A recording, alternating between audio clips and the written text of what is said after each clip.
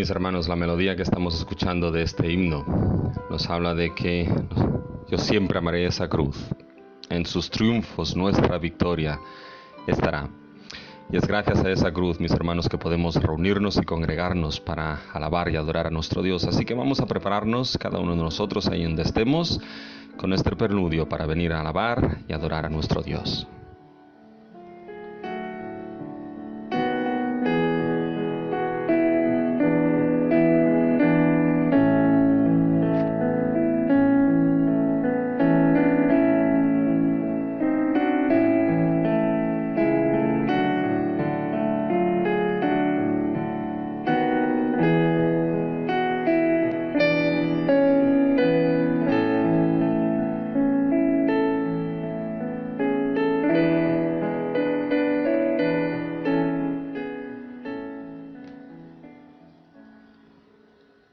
Apocalipsis capítulo 1, empezando en el versículo 11, nos dice: Yo soy el Alfa y la Omega, el primero y el último. Escribe en un libro lo que ves y envíalo a las 7 iglesias que están en Asia, a Éfeso, Esmirna, Pérgamo, Tiatira, Sardis, Filadelfia, Laodicea. Y me volví para ver la voz que hablaba conmigo, y vuelto vi 7 candeleros de oro, y en medio de los 7 candeleros a uno semejante al Hijo del Hombre, vestido de una ropa que llegaba hasta los pies, y ceñido por el pecho con un cinto de oro. Su cabeza y sus cabellos eran blancos como la lana, como nieve, sus ojos como llama de fuego, y sus pies semejantes al bronce bruñido, refulgente como en un horno, y su voz como estruendo de muchas aguas. Tenía en su diestra 7 estrellas, de su boca salía una espada aguda de 2 filos, y su rostro era como el sol cuando resplandece en su fuerza. Cuando le vi, caí como muerto a sus pies, y él puso su diestra sobre mí, diciéndome: No temas, yo soy el primero y el último, el que vivo y estuve muerto, mas he aquí que vivo por los siglos de los siglos. Amén. Y tengo las llaves de la muerte y del Hades. Gloria a Dios, mis hermanos, porque nuestro Señor Jesucristo es el Alfa y la Omega, el principio y el fin, el que vive por los siglos de los siglos. Amén. Eres Alfa y Omega, te adoramos, oh Señor, tú eres digno de alabanza.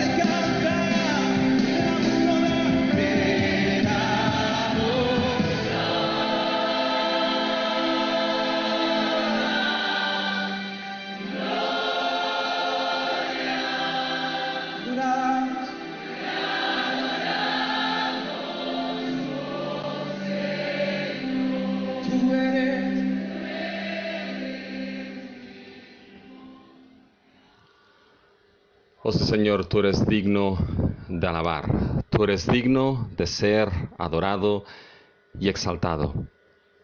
Tú eres digno, nuestro Dios Trino, Padre, Hijo y Espíritu Santo, porque eres el único Dios vivo y verdadero.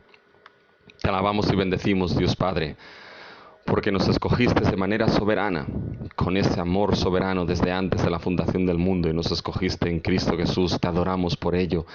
Te adoramos porque nos escogiste y adoptaste en Cristo para ser hechos tus hijos e hijas, Señor. Oh, Señor Jesucristo, te adoramos porque en ti tenemos redención y perdón de nuestros pecados. Y Espíritu Santo, te adoramos porque tú eres aquel que ha aplicado esta maravillosa obra de salvación consumada por Cristo, la aplicaste a nuestra vida. Y eres aquel que mora en nosotros, eres las arras, Señor, la garantía de esa herencia futura. Te adoramos, nuestro Dios. Te adoramos, Señor Jesús, por ser el Alfa y el Omega, el principio y el fin, el primero y el último, el que vive y vive por los siglos de los siglos.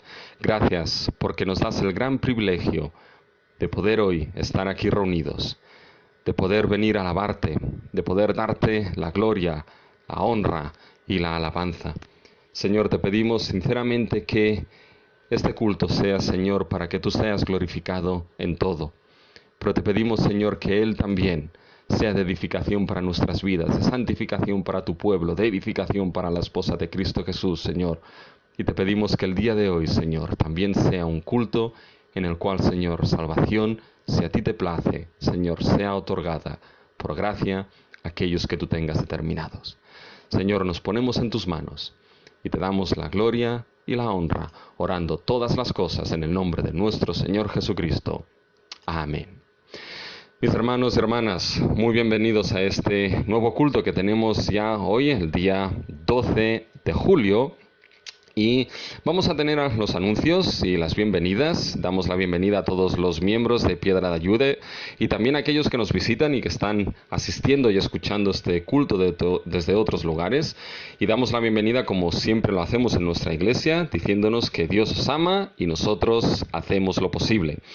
Y a nivel de anuncios, la mayoría están en el boletín. Simplemente vamos a los anuncios. El primero y más importante, mis hermanos, es que debemos estar orando por nuestro hermano Francisco y su esposa Josefina.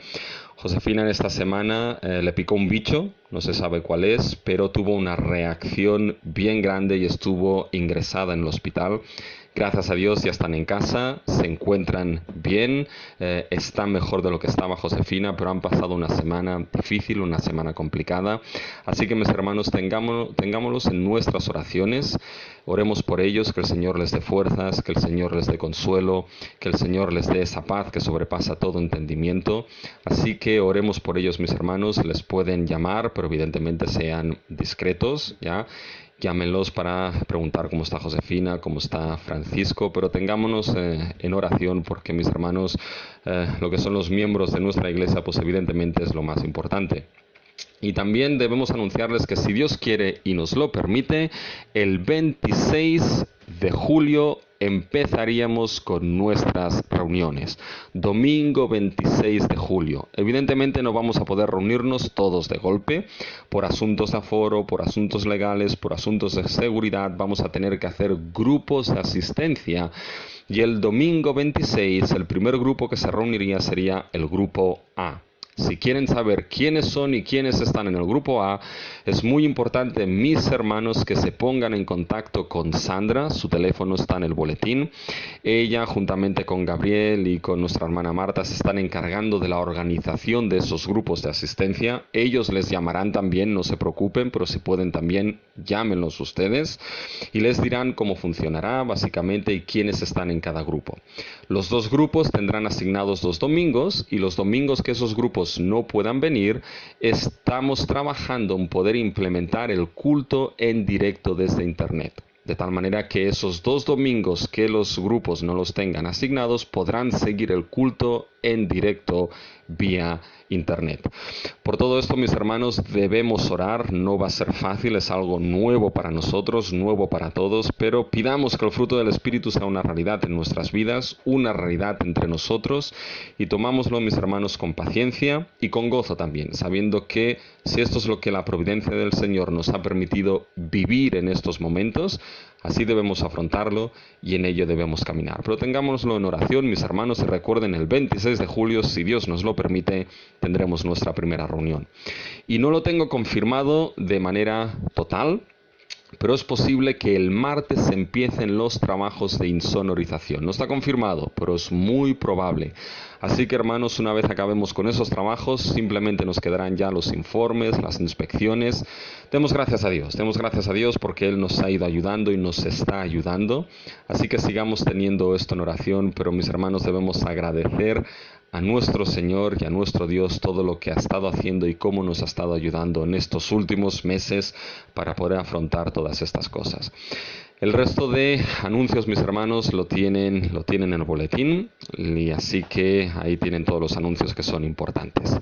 Y mis hermanos, vamos a continuar con lo que es nuestro culto de alabanza y adoración a nuestro Dios, y debemos saber que nuestro Dios tiene un trono que es excelso. Un trono que estuvo situado desde la eternidad, y en la creación ese trono, mis hermanos, fue puesto en todo el universo, siendo el universo y el cosmos el trono excelso de nuestro Dios y la tierra el estrado de sus pies. Y nuestro Señor Jesucristo, que murió, resucitó y ascendió, sentándose a la diestra de la majestad en ese trono celestial.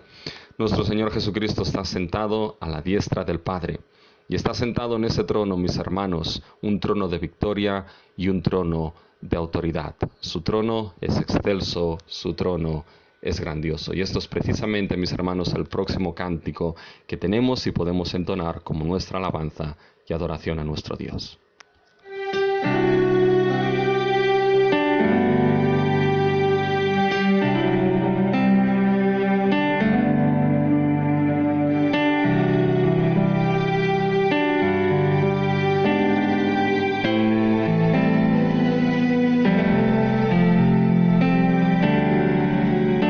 El Señor está en su trono,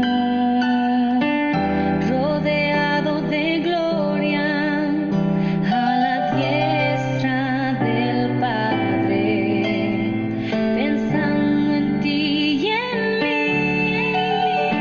El Señor está en su trono, rodeado de gloria, a la diestra del Padre, pensando en ti y en mí. Y los ángeles le adoran, y los serafines cantan, y los ancianos todos gritan: Santo es el Señor.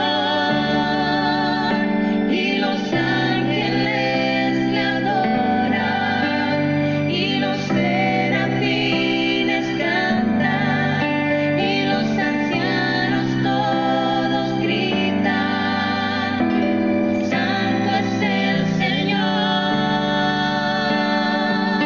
Él está en su trono, rodeado de gloria, para darte poder, para darte victoria, y serás testigo a tus enemigos que Jesús es el Señor. Él está en su trono, rodeado de gloria, para darte poder, para darte victoria, y serás testigo a tus enemigos que Jesús es el Señor. Él está en su trono, rodeado de gloria, para darte poder, para darte victoria, y serás testigo a tus enemigos que Jesús es el Señor. Él está en su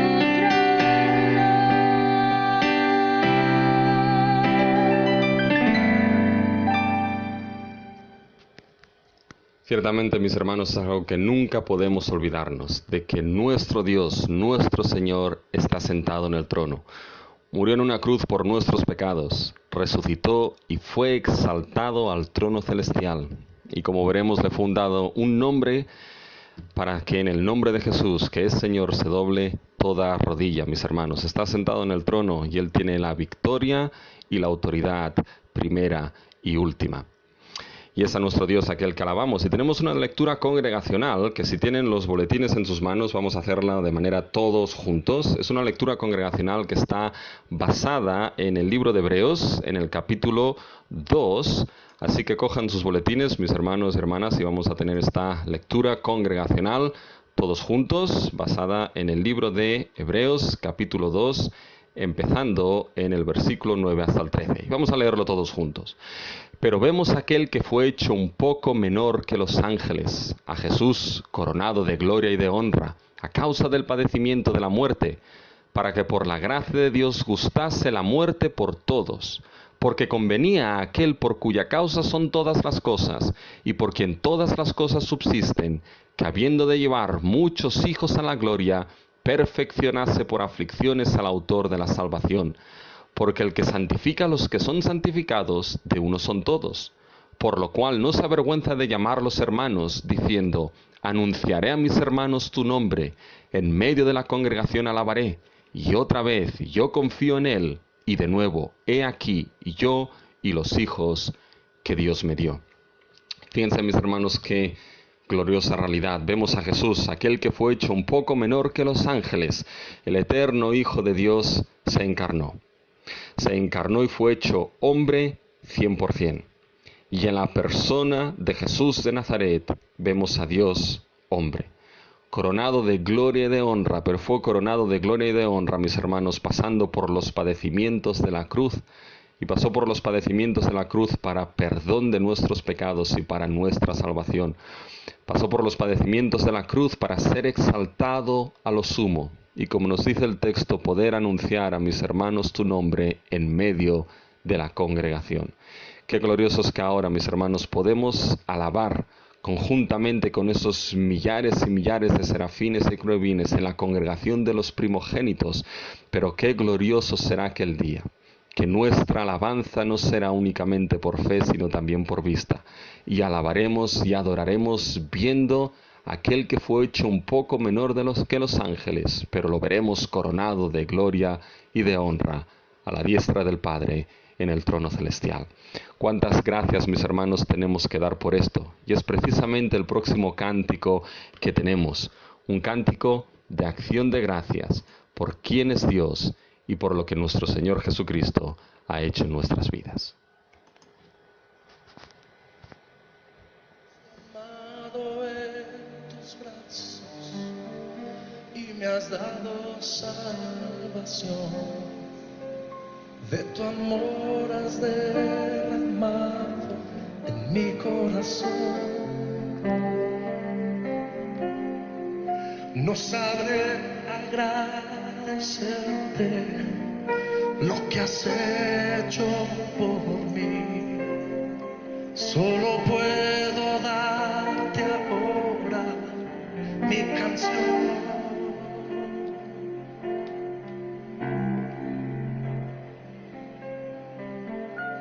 Yo te doy gracias, gracias Señor, gracias mi Señor Jesús. Gracias, muchas gracias Señor. Gracias mi Señor Jesús. En la cruz diste tu vida, entregaste todo ahí. Vida eterna regalaste al morir. Por tu sangre tengo entrada ante el trono celestial. Puedo entrar confiadamente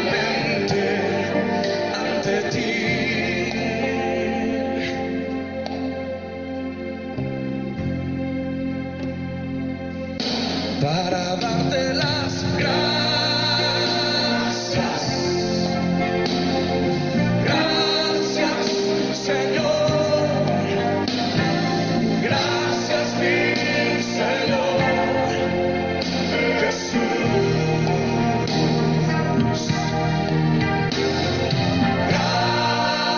Gracias, muchas gracias, Señor. Gracias, mi Señor Jesús. Cántalo conmigo. Me has tomado en tus brazos. Me has tomado y me has dado salvación. De tu amor has derramado en mi corazón. No sabré agradecerte, no sabré lo que has hecho por mí. Solo vengo a darte esta canción. Mi canción. Y te cantamos así, Señor. Levanta tus manos y díselo. Gracias, gracias, Señor. Gracias, mi Señor Jesús. Oh, gracias, muchas gracias, Señor. Gracias, mi Señor Jesús. Te doy gracias.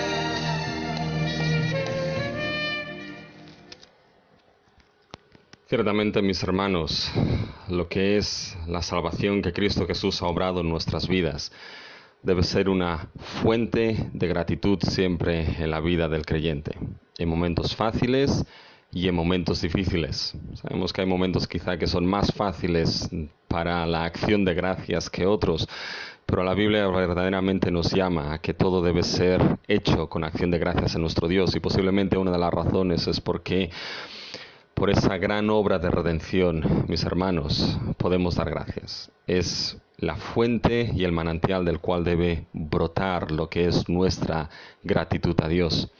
Y fíjense, mis hermanos, que cuando vamos a las Escrituras, la Biblia nos habla de que hay misterios. Lo que es la doctrina bíblica presenta misterios. Por ejemplo, el Evangelio es descrito como un misterio que fue escondido en Dios y escondido en el Antiguo Pacto, pero con la venida de Cristo y el Nuevo Pacto, ese Evangelio fue manifestado y revelado.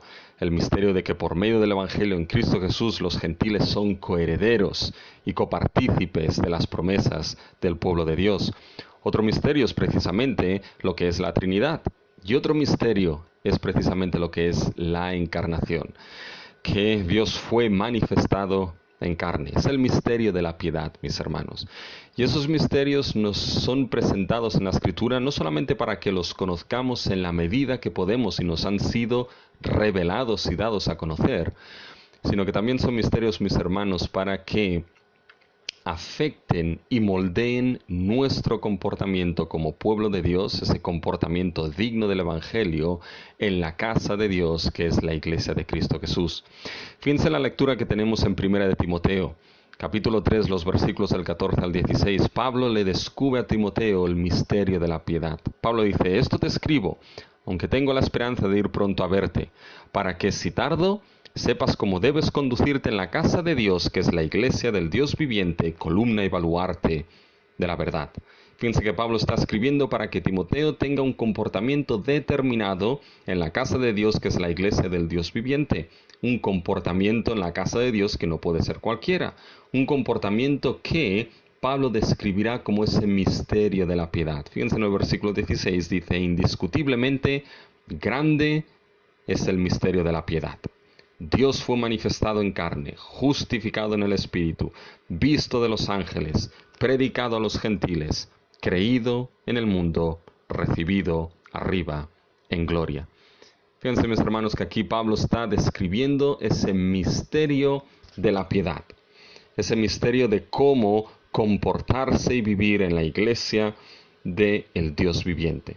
Y ese misterio básicamente es descrito como que Dios fue manifestado en carne, justificado en el Espíritu, visto a los ángeles, predicado a los gentiles, creído en el mundo, recibido arriba en gloria. Fíjense que aquí se nos describe un poco lo que es la obra de la salvación de nuestro Señor Jesucristo. Y esa obra de salvación, ese misterio, es un misterio de piedad. Es decir, es lo que debe moldear nuestras vidas a ese comportamiento digno del Evangelio de Cristo en la casa de Dios, que es la iglesia de nuestro Señor Jesucristo. Así que, mis hermanos, el próximo cántico que tenemos es precisamente una oración cantada, una oración congregacional que ya la hemos entonado en algunas ocasiones y que pide que Dios hable. Pues que sea Dios, mis hermanos, aquel que nos hable y que precisamente esas maravillosas verdades, ese misterio de la piedad sea aplicado a nuestras vidas para que podamos vivir piadosamente como el Evangelio nos determina.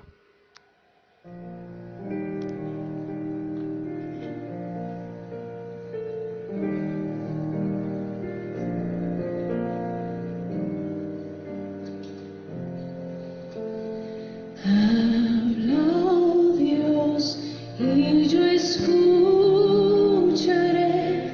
Quiero recibir tu palabra fiel.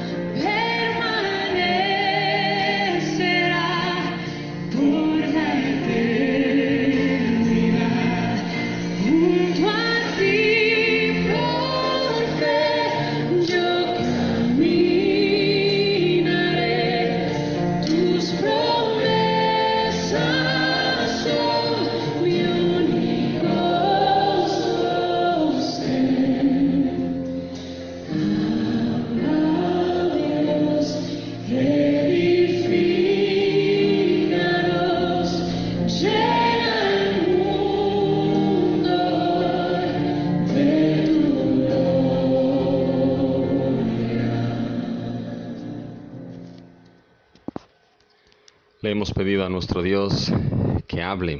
Y ahora, hermanos, vamos nosotros a hablarle a nuestro Dios. Así que acompáñenme, mis hermanos y hermanas, en una oración. Nuestro Dios, nos presentamos en estos momentos delante de ti. Y nuestro Dios, te damos la gloria y la honra, porque sabemos que tú eres el único digno que la merece. Señor, queremos darte las gracias por ese misterio de la piedad, de que Dios fue manifestado en carne, de que fue justificado por el Espíritu, de que fue visto de los ángeles, de que fue predicado a los gentiles, creído en el mundo y recibido arriba en gloria. Oh, gracias, Dios Trino, por esa maravillosa obra de redención que has obrado en nuestras vidas. Señor, nos acercamos a ti primeramente, pidiéndote que por favor tú perdones nuestros pecados. Sabemos, Señor, que no hay día y no hay momento que caigamos, Señor, y tropecemos. No hay día, no hay momento, Señor, que nos equivoquemos y pequemos contra ti. Pero gracias, Señor, porque siempre podemos acudir a ti. Podemos mirar a ese glorioso misterio de la piedad, que Dios fue manifestado en carne. Podemos ver cómo el eterno Hijo de Dios se encarnó y murió la muerte de cruz para que en ella, Señor, tengamos nosotros perdón de nuestros pecados. Resucitó y ascendió victorioso y sigue en la diestra del Padre intercediendo por nosotros, para que cuando caemos podamos presentarnos delante de ti y decirte, Señor, perdónanos. Perdónanos no en base a nuestra justicia, no a nuestras obras, sino en base a la única obra de Cristo Jesús y a su sola justicia que nos es dada por medio de la fe. Por eso, Señor, te pedimos que perdones nuestros pecados individuales, pero perdones también, Señor, nuestros pecados congregacionales. Cuando no nos comportamos dignos del Evangelio de Cristo Jesús, cuando no vivimos conforme a ese misterio de la piedad, Señor, cuando no nos conducimos como debemos conducirnos en lo que es la casa de Dios, la iglesia del Dios viviente. Perdónanos, Señor. Pero gracias te damos, Señor, porque sabemos que tu gracia nos basta y que tu gracia es suficiente y que tu poder, Señor, se perfecciona en medio de la debilidad. Gracias, Señor, te damos por tu perdón, Señor. Gracias, Señor, porque podemos acudir delante de ti. Y podemos, Señor, poner las peticiones de nuestro corazón con acciones de gracias delante de ti. Y lo primero que queremos hacer, Señor, es rogar, Señor, delante de ti por nuestros hermanos Francisco y Josefina. Gracias, Señor, porque aún y en medio de la dificultad, tú guardaste, Señor, a Josefina. Señor, tú la tuviste en tus manos y gracias porque ahora, Señor, puede estar en casa con su esposo. Pero queremos pedirte, Señor, que tú sigas siendo sus fuerzas, Señor, que tú sigas siendo su refugio y su amparo y su castillo fuerte, Señor. Que sigas dándoles, Señor, de bálsamo y de consolación, Señor.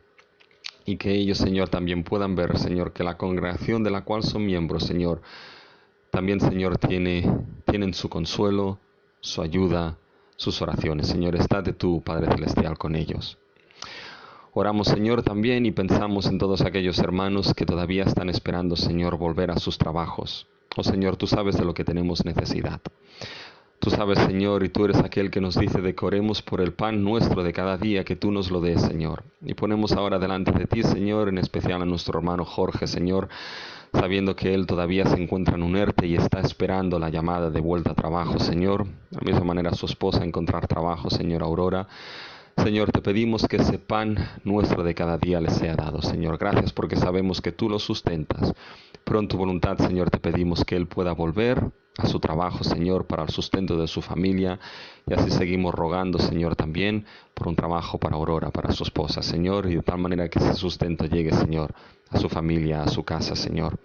Oramos también por María Sánchez Arnau, Señor, y por la situación, Señor, familiar. Que tú la bendigas a ella, que tú estés, Señor, con Victoria, que tú estés, Señor, también con Raquel, su nieta, Señor, que en esas situaciones difíciles, Señor, los sustentes y los ayudes, Señor, en tus manos los ponemos, Señor.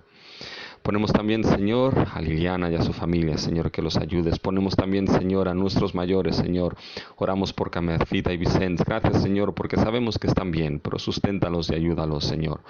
Oramos por Marta, Señor Domínguez, con sus problemas de espalda, Señor, que la sigas ayudando y sustentando, Señor, al igual que por Raquel Gómez, Señor, por sus problemas de rodillas. Estate tú con ellos, Señor, y ayúdanos, Señor, a nosotros. Danos sabiduría para que podamos también, Señor, ser de apoyo y de sustento para ellos, Señor. Oramos, Señor, por aquellos que sabemos que quizá prontamente van a tener que pasar por alguna intervención médica. Señor, dales paz, Señor, y guárdalos. Y dales esa confianza de saber que tú en todo momento, Señor, no nos dejas y estás con nosotros, Señor. Gracias, Señor, por tu ayuda en todo el tema de las obras. Gracias, Padre Celestial, porque los trabajos en sonorización empezarán pronto. Gracias porque nos estás guiando en todo, Señor, y en todo tú has provisto y en todo tú nos has guiado, Señor. Gracias porque podemos decir que hasta aquí tú nos has ayudado y vas a seguir ayudándonos, Señor. Señor, bendice tú a Piedra de Ayuda. Señor, que tu rostro resplandezca sobre nosotros, Señor. Que tu bendición esté con nosotros. Y pedimos, Señor, por nuestro país y, Señor, por estos rebrotes, que tú los controles, Señor. Te pedimos, Padre Celestial, que si es tu soberanía y tu voluntad, nos permite reunir el 26 de julio. Y oramos, Señor, por este mundo, que siguiendo, Señor, en tiempo de pandemia, esto sirva, Señor, como llamada de advertencia, llamada para aquellos escogidos que tienes, Señor, dispersos a través de las naciones, para poder mirar a ti y hallar salvación y vida eterna en Cristo Jesús, Señor, como llamada de advertencia a un mundo, Señor, que te ha dado la espalda, Señor, que pueda volverse a ti y mirar al único Dios vivo y verdadero, al único Dios que puede salvar. Señor, te pedimos que en todo, Señor, sea hecho tu voluntad. Señor, ponemos estas peticiones delante de ti. Señor, pero te pedimos que todas ellas sean hechas, Señor, no según y de acuerdo a nuestra voluntad, sino según y de acuerdo a tu voluntad, que sabemos que siempre, Señor, es agradable y perfecta. Así que oramos todos, Señor, pidiéndotelo como siempre, en el nombre de nuestro Señor Jesucristo. Amén. Bien, mis hermanos y hermanas, llegó el momento de lo que es la predicación de la palabra. Y si tienen sus Biblias con ustedes, por favor, ábranlas en la carta a los Filipenses que estamos estudiando. Ábranla en el capítulo 2 y vamos a leer los versículos del 1 al 13. Aunque en el boletín pone del 1 al 11, leeremos hasta el 13 porque hay parte de esos dos últimos versículos que también consideraremos. Filipenses 2, empezando en el versículo 1, Pablo nos dice lo siguiente: Por tanto, si hay alguna consolación en Cristo, si hay algún consuelo de amor, si alguna comunión del Espíritu, si algún afecto entrañable, si alguna misericordia, completad mi gozo, sintiendo lo mismo, teniendo el mismo amor, unánimes, sintiendo una misma cosa. Nada hagáis por contienda o por vanagloria, antes bien con humildad, estimando cada uno a los demás como superiores al mismo, no mirando cada uno por lo suyo propio, sino cada cual también por lo de los otros.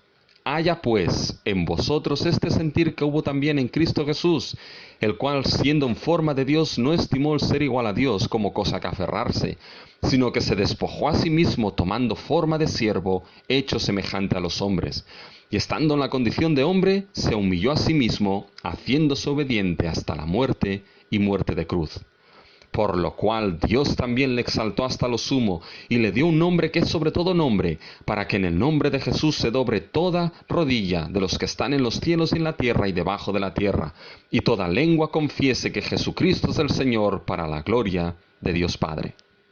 Por tanto, amados míos, como siempre habéis obedecido, no como en mi presencia solamente, sino mucho más ahora en mi ausencia, ocupaos en vuestra salvación con temor y temblor, porque Dios es el que en vosotros produce así el querer como el hacer por su buena voluntad. Vamos a tener una breve oración, mis hermanos. Nuestro Dios y nuestro Padre Celestial, gracias te damos, Señor, por tu palabra. Ahora queremos pedirte, Señor, que hables a tu pueblo, que nos edifiques, que perfecciones a los santos, que formes a Cristo en nosotros. Señor, te pedimos que esta palabra, Señor, no venga en poder de palabras de sabiduría humana, porque como humanos, Señor, somos débiles, nos equivocamos. Te pedimos, Señor, que esta palabra venga únicamente, Señor, en el poder y demostración del Espíritu Santo, porque únicamente así, Señor, va a hacer el trabajo para el cual tú la tienes asignada. Por tanto, Señor, obra en nosotros como tú tengas determinado según tu santa palabra, Señor. Y esa meditación, Señor, sea agradable delante de ti. En el nombre de Cristo Jesús. Amén. Mis hermanos, a lo largo de la historia de la Iglesia se han determinado diferentes marcas de la Iglesia verdadera. La apostolicidad de la Iglesia, la catolicidad o universalidad de la Iglesia, la pureza o santidad de la Iglesia. Y una de las marcas que también se ha determinado es la unidad de la Iglesia. La Iglesia de Cristo tiene una unidad doctrinal en el Evangelio y en la revelación de la palabra de Dios, una misma fe, un mismo Señor, un mismo Espíritu, un mismo bautismo, un mismo Padre. La Iglesia tiene una unidad la cual ha sido dada y creada por medio del Espíritu Santo. Y las iglesias locales, mis hermanos, la congregación local como la representación en espacio y tiempo de la Iglesia universal, lo que es el atributo, la marca, la característica de la unidad también es algo esencial y vital. Debe existir unidad en la congregación, unidad entre los miembros que conforman la congregación local.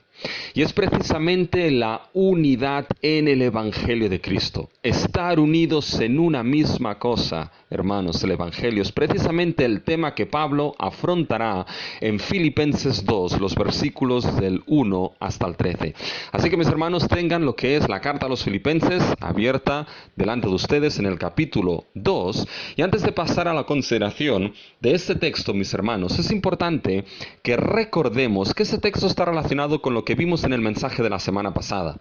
El texto forma parte de la sección en la que el apóstol desarrolla el comportamiento digno del Evangelio de Cristo. En Filipenses capítulo 1, 27, Pablo pidió a esa congregación solamente que os comportéis como es digno del Evangelio de Cristo. Y este comportamiento digno del Evangelio debemos recordar que será expuesto desde el versículo 27 hasta el capítulo 2, versículo 18. Toda esta sección explicará lo que significa e implica el comportarse digno del Evangelio de Cristo. Pudimos ver en el mensaje pasado que el comportamiento digno del Evangelio implica primeramente dos cosas. Primero, estar firmes por la fe, la defensa del Evangelio, sin ser intimidados por aquellos que se oponen al Evangelio.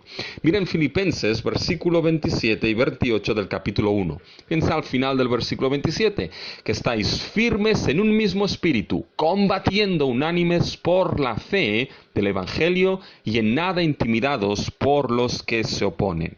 El comportamiento digno del Evangelio implica el defender la doctrina misma del Evangelio de Cristo Jesús. Ahora bien, la segunda cosa de ese comportamiento digno es precisamente que estéis firmes en un mismo espíritu, combatiendo unánimes. Por lo tanto, el comportamiento digno del Evangelio implicaba e implica la unidad de propósito, de visión y de sentir en el Evangelio.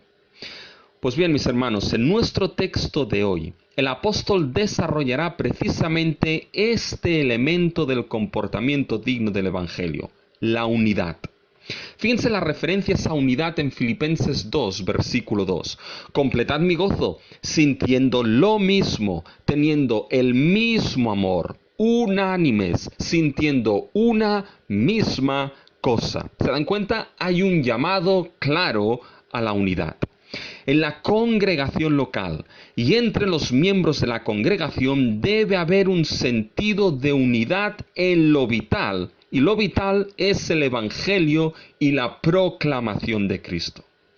Ahora bien, esta unidad, este llamado a la unidad, Pablo lo presenta unido a un concepto que repite 3 veces en el texto. Y es el concepto de sentir o considerar. Fíjense en el versículo 2, lo dice 2 veces. Completad mi gozo sintiendo, considerando lo mismo. Fíjense ahora al final del versículo. Sintiendo una misma cosa.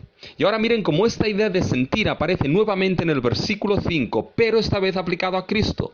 Haya pues en vosotros este sentir o consideración que hubo también en Cristo Jesús. Por tanto, debe existir un sentir de unidad en la congregación, que fue un sentir que estuvo primero en Jesucristo. El sentir que primero hubo en Cristo debe verse en el sentir de unidad de la congregación.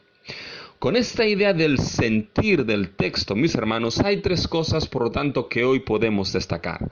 Primero, el sentir de unidad que debe estar en nosotros como congregación. Segundo, el sentir de unidad que es la expresión del sentir que hubo en Cristo. Y tercero, el sentir de unidad que es nuestra responsabilidad en la que debemos ocuparnos.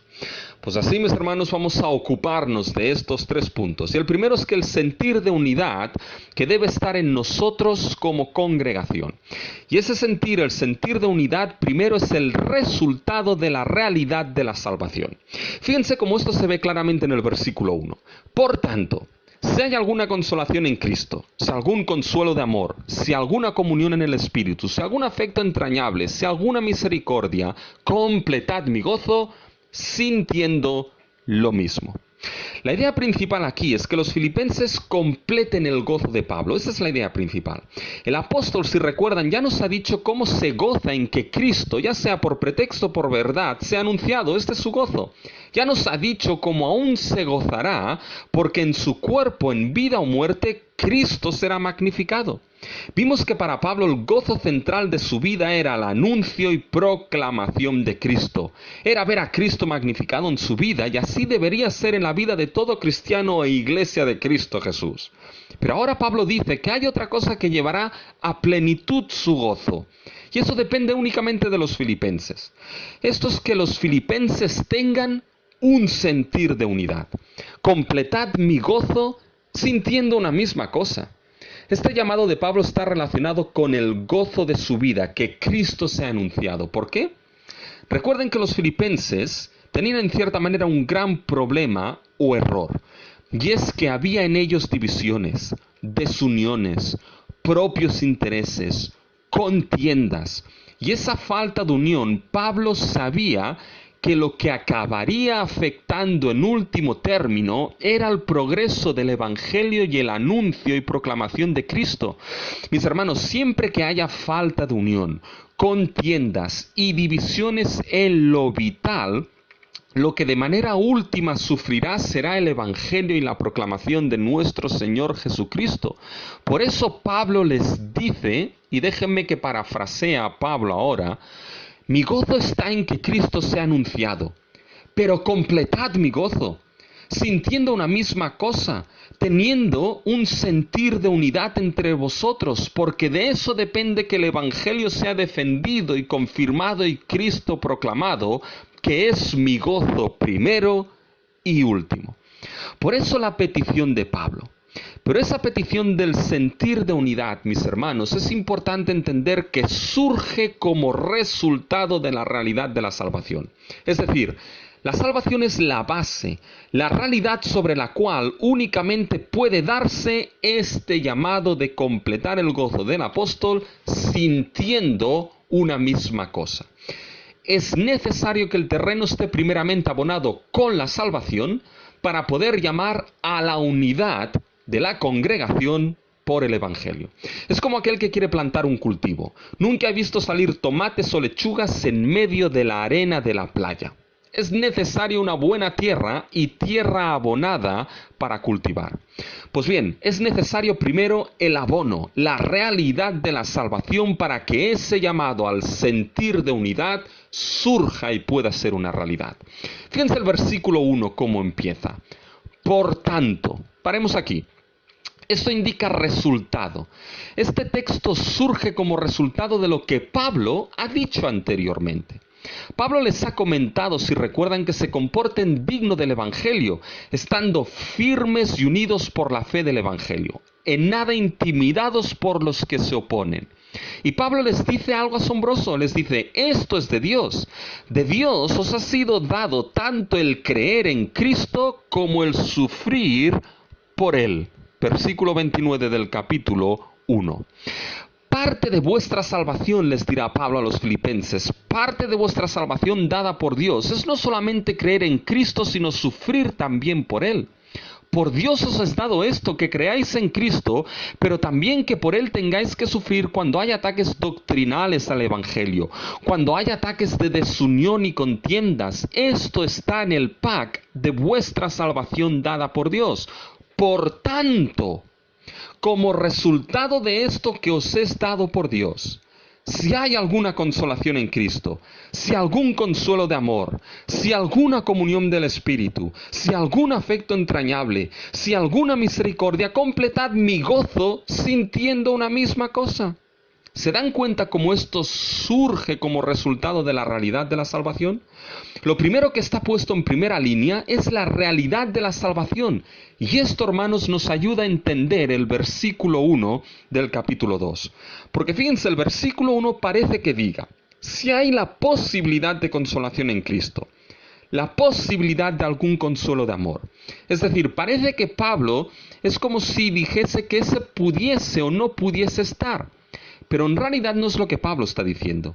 Estas cosas mencionadas en el versículo 1 del capítulo 2 surgen como resultado de que Dios nos ha dado el creer y el sufrir por Cristo. Por tanto, estas cosas del versículo 1, descritas en el versículo 1, son parte de nuestra salvación.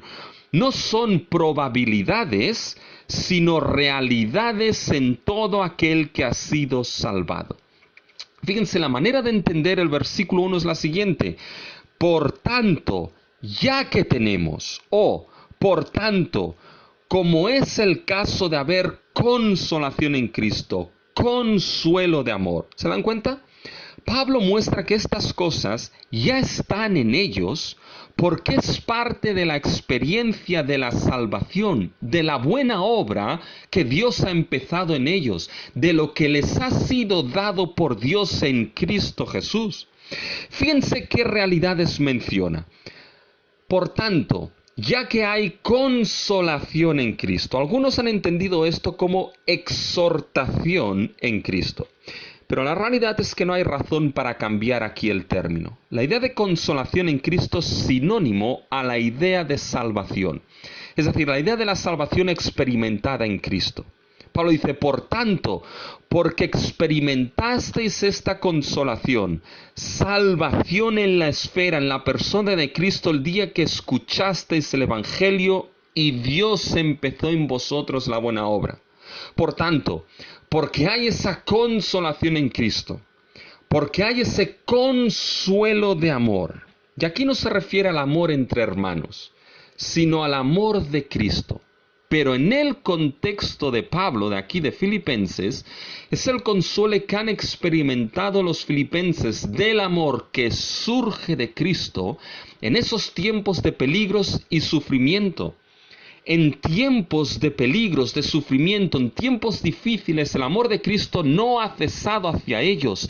El consuelo que surge de ese amor no ha cesado hacia ellos y es continuo para ellos. Y esto es precioso. En tiempos difíciles y de prueba, el amor de Cristo hacia nosotros sigue siendo de consuelo y bálsamo. Su amor, mis hermanos, en tiempos de pruebas y dificultades, no ha cesado ni cesará. Por tanto, de la realidad de esa salvación, ya que hay consolación en Cristo, ya que hay consuelo de amor, ya que hay comunión en el Espíritu, y esto sin duda es una realidad de la salvación de todo creyente. La idea de comunión en el Espíritu es la idea de participar del Espíritu y de todos sus beneficios. Es decir, la comunión con el Espíritu Santo es el ser participantes de la obra y los beneficios del Espíritu a la vida de todo creyente. Y esos beneficios, mis hermanos, es la aplicación de los beneficios de la salvación que Cristo consumó. El participar de los beneficios del nuevo nacimiento. El Espíritu Santo es aquel que aplica la redención consumada y obrada por Cristo. Es participar del Espíritu, implica pertenecer a Cristo, porque únicamente aquellos que tienen el Espíritu de Cristo pertenecen a Él. En otras palabras, esa participación, esa comunión con el Espíritu, mis hermanos, es esencial y es una realidad fundamental e innegociable de la salvación. Si uno no tiene el Espíritu de Cristo, no pertenece a Él. Por tanto, es esencial esa comunión como parte de nuestra salvación. Por tanto, ya que hay consolación en Cristo, ya que hay ese consuelo del amor de Cristo, ya que hay esa comunión en el Espíritu, ya que hay ese afecto entrañable y misericordia, esos dos aspectos, aunque el versículo 1 los sitúa separados, en realidad van de manera conjunta. Y aquí es la idea de la misericordia tierna y entrañable de Cristo hacia ellos cuando se convirtieron a través de la predicación del Evangelio. La misma misericordia tierna y entrañable que Cristo mostró con nosotros cuando llegamos a Él por el Evangelio. ¿Recuerdas esa misericordia cuando, viendo lo pecador que eras por la gracia de Dios, miraste a Cristo? Y lo que Él te dio fue su misericordia eterna y eterno perdón. ¿Recuerdas eso? ¿Recuerdas ese afecto entrañable y misericordia el día que el Evangelio llegó a tu vida y creíste en él? Y como el peregrino, mis hermanos de John Bunyan, tu carga de pecado cayó delante de la cruz. Hermanos, en el versículo 1, Pablo no les habla de probabilidades a los filipenses, sino de realidades. Por tanto, porque estas cosas están en vosotros como parte de la experiencia de vuestra salvación, como parte de lo que os es dado por Dios en creer y sufrir que en Cristo. Porque esto es realidad, no por vosotros, sino por la salvación obrada por Dios. Entonces completad mi gozo, sintiendo una misma cosa, teniendo el mismo amor, unánimes, sintiendo una misma cosa. Fíjense, mis hermanos, como el versículo 2 fluye naturalmente del versículo 1. Ya que están estas cosas, entonces completad mi gozo sintiendo lo mismo. Y fíjense que el versículo 2 tiene un único tema. Fíjense cómo el versículo 2 empieza y termina de la misma manera. Fíjense el versículo 2. Sintiendo lo mismo, y ahora vayan al final. Sintiendo una misma cosa. El tema es la unidad, lo mismo, la misma cosa. Y aquí obviamente esa misma cosa, esa unidad es el Evangelio. Es el estar unidos para la defensa y confirmación y bien del Evangelio. Es estar unidos en el anuncio y la proclamación de Cristo. Pero una unidad, mis hermanos, que viene y surge primeramente de la realidad de la salvación obrada por Dios en nuestra vida. Es imposible este llamado a la unidad si primeramente no hay la realidad de la salvación. Es un llamado que no puede ser hecho al mundo y a los no creyentes. No puede llamarse al mundo a este sentir de una misma cosa, con un mismo amor, y pensar que pidiendo esto todo estará solucionado en el mundo y en el ser humano y todos seremos una gran familia feliz. Esto no funciona porque lo primordial y principal que se necesita es la realidad de la salvación expuesta en el versículo 1. Salvación va primero y de ella brota el entonces completad mi gozo sintiendo lo mismo. De ella brota el llamado a la unidad. No puede ser hecho al mundo, pero sí debe y puede ser hecho a los creyentes y a la iglesia. Hermanos, estas realidades están en nosotros. La experiencia de esa salvación es una realidad en nosotros. La consolación de la salvación en Cristo. El amor de nuestro Señor Jesucristo en momentos de dificultad y sufrimiento. La participación de los beneficios del Espíritu Santo a nuestra vida. La misericordia tierna de Cristo cuando escuchamos el Evangelio de nuestra salvación. Todo esto está por la gracia de Dios en cada creyente. Por eso se es creyente. Por tanto, si esto está en ti, si esto está en mí, si esto está en nosotros, como persuadido estoy, como estaba el apóstol Pablo, de que está porque Dios ha empezado en nosotros la buena obra, entonces, ¿qué fluye de esto? Completad mi gozo, sintiendo lo mismo. Tener un sentir de unidad. A la luz de la realidad de la salvación, Pablo se centra en la necesidad de que los miembros de Filipos sean unos miembros en la congregación que estén evangelio orientados. Fíjense, hermanos, Pablo no apela aquí a la unidad sobre los recursos propios de los filipenses. Pablo no apela sabiendo que son buenos, no. Pablo apela a la unidad en base no a sus recursos, sino a la buena obra de Dios en ellos. Si no hay mayor apelación que apelar a la obra de la gracia de Dios en la vida de uno. Si yo les pido que completen mi gozo sintiendo lo mismo, y se lo pido apelando a nuestros recursos o a lo buenos que podemos llegar a ser, mis hermanos, el llamado está perdido. Pero no es en base a lo que podemos hacer nosotros, sino en base a lo que Dios ya ha hecho y hace en nosotros, en base a lo que la gracia redentora de Dios ha hecho en nosotros, en base a esa salvación que nos ha sido dada. ¿Saben? Muchos de nuestros problemas vienen porque no somos capaces de considerar bien las implicaciones prácticas y éticas de nuestra salvación. Hermanos, nuestra salvación nos llama al sentir de unidad en y para el Evangelio y el anuncio de Cristo. Piensa lo siguiente: si esta salvación está en ti y en nosotros, como lo está y estoy persuadido de ellos, ese poder de la buena obra de Dios empezada en nosotros y esa gracia es el poder y gracias suficientes para estar unidos frente a la desunión. Y la pregunta aquí es: ¿cómo se hace esto?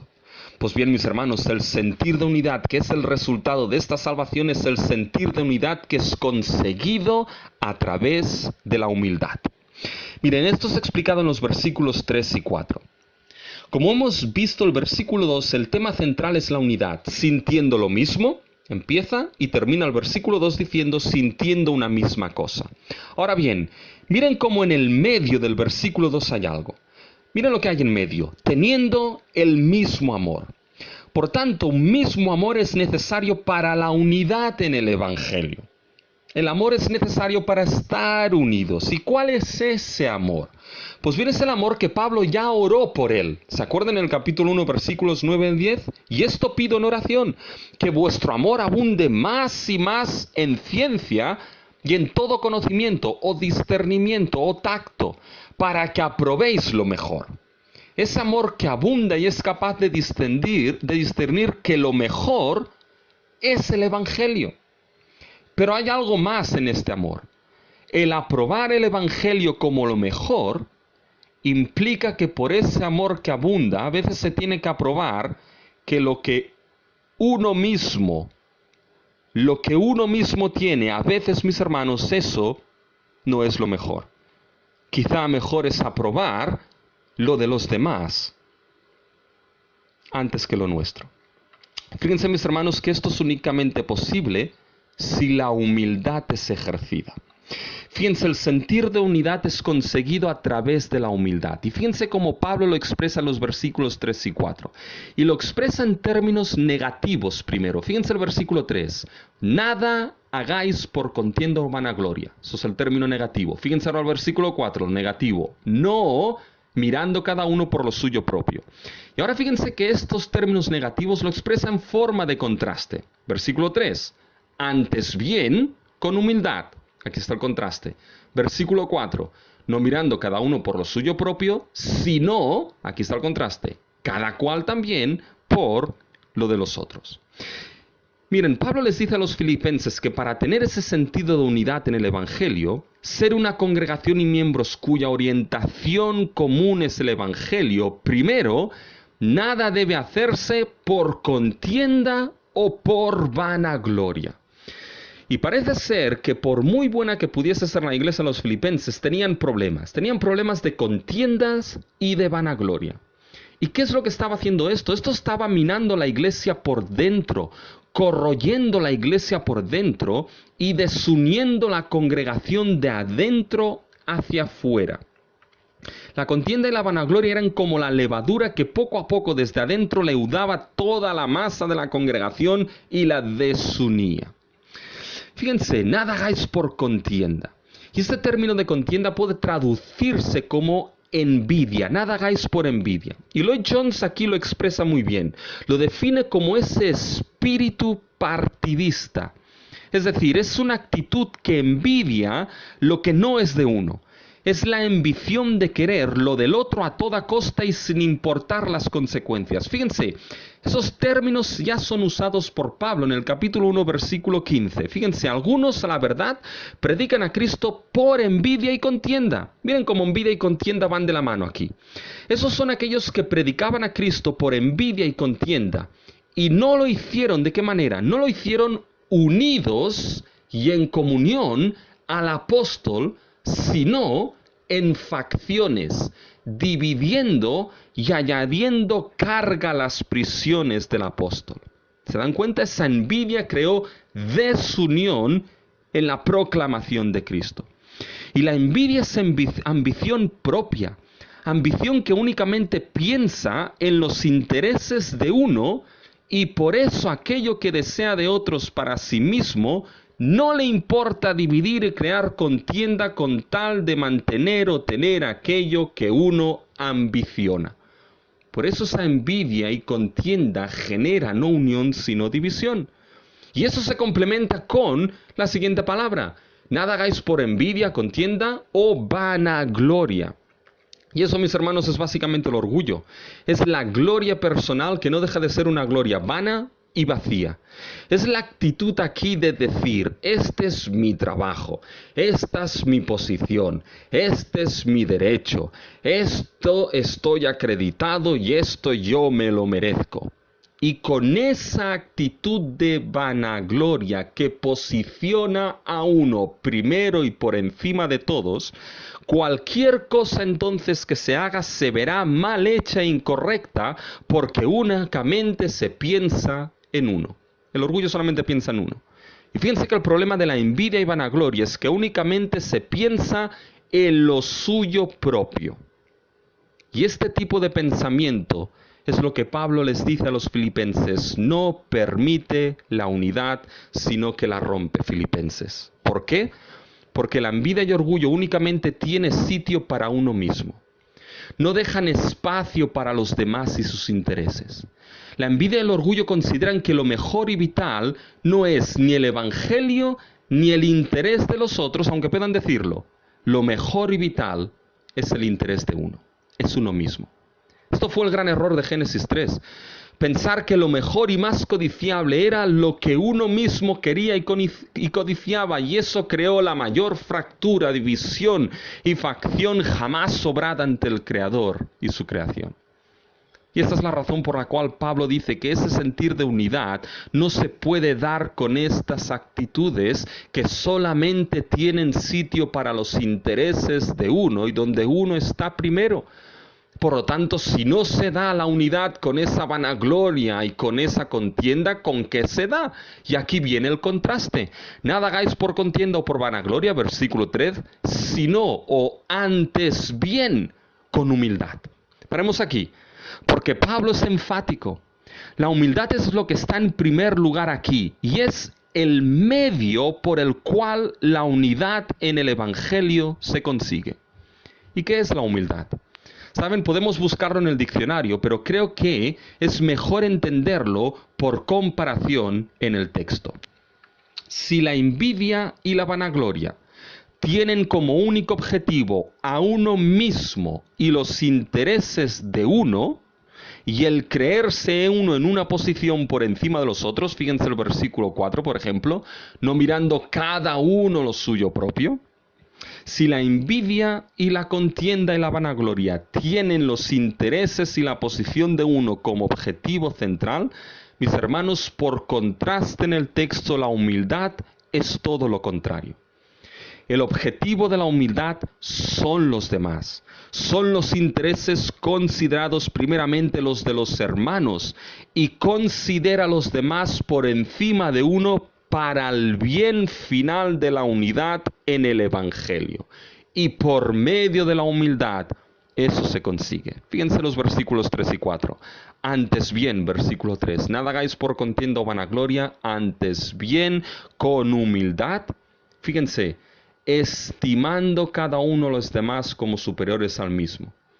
Aquí yo no soy el primero, los demás van primero. Mis hermanos y hermanas van primero. Versículo 4. y no mirando cada cual por lo suyo propio, sino cada cual también por lo de los otros. Fíjense, ese adverbio también es importante, porque pensar en lo de los demás no implica dejar de pensar en lo nuestro, pero la humildad sí entonces deja lugar a los intereses de los demás, a poder considerar sus intereses y necesidades, y entonces dejar lugar a quizás poder dejar mis propios intereses para el bien de otros y en último término para estar unidos por el anuncio de Cristo. Saben, el orgullo no permite esta unidad, la humildad es el medio para ello. Y esto no es una debilidad, sino que es una muestra de amor. El mundo considera la humildad como algo débil. Lo que cuenta hoy en día es hacer valer los derechos de uno. Pero saben, mis hermanos, la iglesia no puede funcionar así porque la iglesia no es la comunidad de este mundo, sino del reino de los cielos. Recuerden que nuestro comportamiento digno del evangelio es comportamiento de aquellos que somos ciudadanos del reino de los cielos. Y no me malentiendan, no implica no hacer las cosas con excelencia, no implica no respetar el trabajo de los otros. Pero el problema es cuando los patrones y valores del mundo se utilizan para llevar la iglesia. La iglesia no es una empresa y no puede funcionar como una empresa. La iglesia es la esposa de Cristo, donde el amor que abunda en ciencia y conocimiento para probar que el evangelio es lo mejor, donde la humildad que considera a los demás por encima de uno y los propósitos e intereses de otros también los considera, donde la humildad, hermanos, es una realidad en medio de ella. La idea que Pablo expresa, esa actuación, mis hermanos, en los versículos 3 y 4, es de manera absoluta. Es decir, es para la iglesia y cristianos en Filipos y es para la iglesia y los cristianos de todos los tiempos, y aquí estamos nosotros. Saben, queremos estar unidos y ser una congregación, que el evangelio sea nuestra orientación y estar unida en ellos, pues hermanos, la humildad debe ser nuestro medio para la unidad. Porque ese sentido, mis hermanos, no es el sentido del mundo, no es el sentido del mundo, pero sí es el sentir que hubo en Cristo Jesús. Y eso nos lleva al segundo punto, mis hermanos, ese sentir de unidad que debe estar en nosotros como congregación, es el sentir de unidad que es la expresión del sentir que hubo en Cristo. Y aquí la pregunta es, ¿qué sentir hubo en Cristo? El sentir de una humildad excelsa y sublime. Primero, una humildad que le llevó a no considerar la gloria como lo suyo propio, como su propio interés. Miren el versículo 5. Haya pues en vosotros este sentir que hubo también en Cristo Jesús. Fíjense cómo Pablo sigue con el sentir, pero ahora menciona que en ellos debe haber el sentir que estuvo en Cristo. Y mis hermanos, el sentir que hubo en Cristo fue la expresión más sublime y gloriosa de humildad y amor que jamás haya existido. Fíjense, el sentir que hubo en Cristo es expresado con 3 acciones. Ese sentir es expresado en el versículo 6 como no estimó, versículo 7 se despojó, versículo 8 se humilló. Esos 3 verbos marcan el sentir que hubo en Cristo. Y en realidad esos 3 verbos, mis hermanos, son la exposición de la humildad expresada y vista en el eterno Hijo de Dios. Saben, es sorprendente cómo la exposición que Pablo hace del sentir de Cristo coincide a la perfección con lo que les ha dicho y les ha pedido a los filipenses. Fíjense, vamos a verlo. Fíjense, la humildad del sentir de Cristo es una humildad que le llevó a no considerar la gloria como su propio interés. Miren cómo Pablo utiliza el verbo estimó en el versículo 6, el cual siendo en forma de Dios, no estimó. Pues bien, ese verbo no estimó es el mismo verbo que aparece en los versículos 3 y 4. Antes bien con humildad, estimando cada uno a los demás como superiores al mismo, no mirando cada uno lo suyo propio. ¿Se dan cuenta? Esa humildad pedida a los filipenses, no estimar cada uno a los demás, lo suyo propio y los demás como superiores, esto ahora es visto, mis hermanos, en Cristo Jesús. Una humildad que primero le llevó a no considerar la gloria que le pertenecía como un interés propio. Y la primera acción nos dice que el eterno Hijo de Dios no estimó como cosa que aferrarse. Y esa expresión es la idea que Cristo no estimó algo como su propio derecho. La idea es que no estimó algo como su propio beneficio, para su propia ventaja. Aquellos que han visto El Señor de los Anillos, el personaje Gollum, aquel personaje pequeño y feo, tiene el anillo como una cosa que aferrarse. Y la frase que Gollum va repitiendo es mi tesoro. Tenía el anillo como cosa que aferrarse para su propio beneficio y ventaja. Pues bien, esta es la actitud contraria a la del Hijo de Dios en su encarnación. No estimó algo como su propio derecho, para su propio beneficio, para su propia ventaja e interés. Y la pregunta aquí es, ¿qué es aquello que no estimó como derecho o ventaja? Y ahora fíjense, mis hermanos, que hay dos frases en el versículo 6 que acompañan esa actitud. Siendo en forma de Dios y el ser igual a Dios. Bien, estas dos frases explican la una a la otra, pero nos muestran qué es aquello que Cristo no estimó como ventaja, beneficio e interés propio. Fíjense, siendo en forma de Dios. ¿Qué significa esto? Hay mucho escrito en relación a esto, pero la idea de forma, este término es importante porque vuelve a aparecer en el versículo 7, si se fijan, forma de siervo. Ese término forma implica la apariencia visible que muestra la naturaleza o la esencia de algo. Déjenme que les ponga un ejemplo. Uno puede contemplar unas nubes negras y amenazantes que crecen en el horizonte y ver que hay una forma de tormenta que se está fraguando. Pues bien, la forma de esas nubes grandes y negras no únicamente nos hablan de una tormenta, sino que también nos hablan del tipo, esencia o naturaleza de esa tormenta. Esa forma de nubes grandes y negras anuncia no una tormenta de 4 gotas, sino un buen tormentón.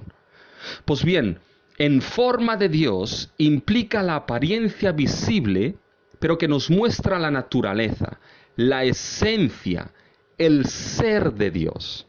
Ahora bien, quizá uno puede preguntarse, ¿y qué forma tiene Dios? Porque si Dios es espíritu, no tiene forma. Bien, parece ser aquí que en esta frase está el trasfondo del Antiguo Testamento. Si piensan en el Antiguo Testamento, ¿cuál es la forma visible? Aquella forma que mostraba la plenitud de la deidad manifestada.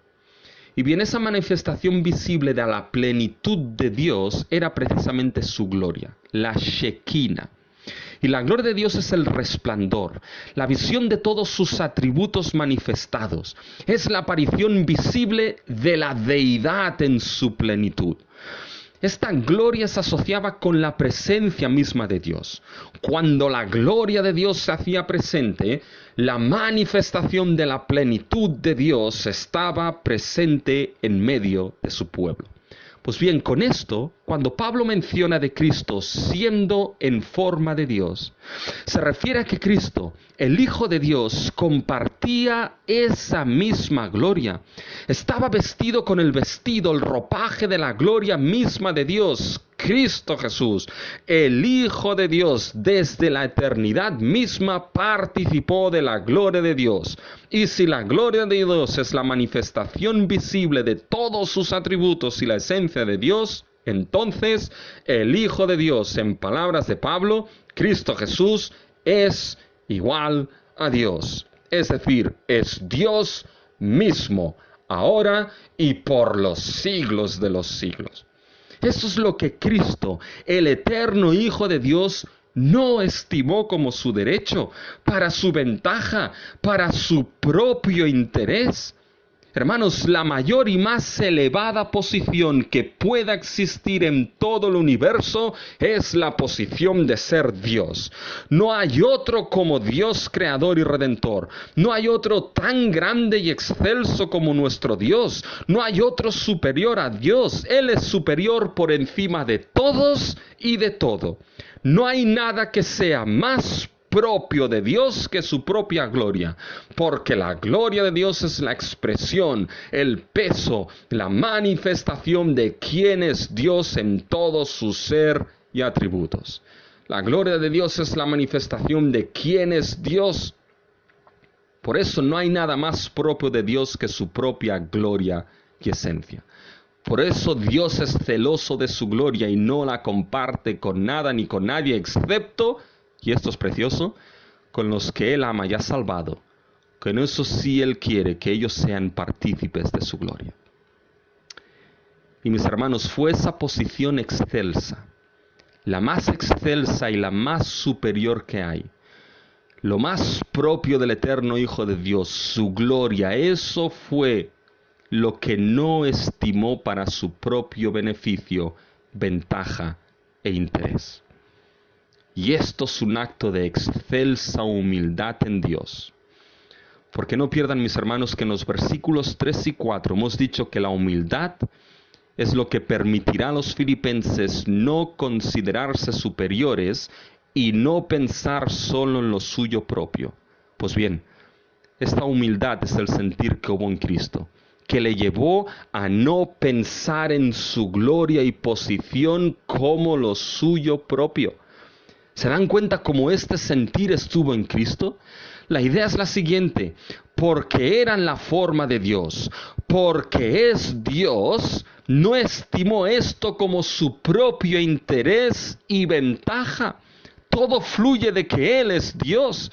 Precisamente porque Cristo es Dios, pudo no estimar esto como algo para su propio interés. Piensa en eso.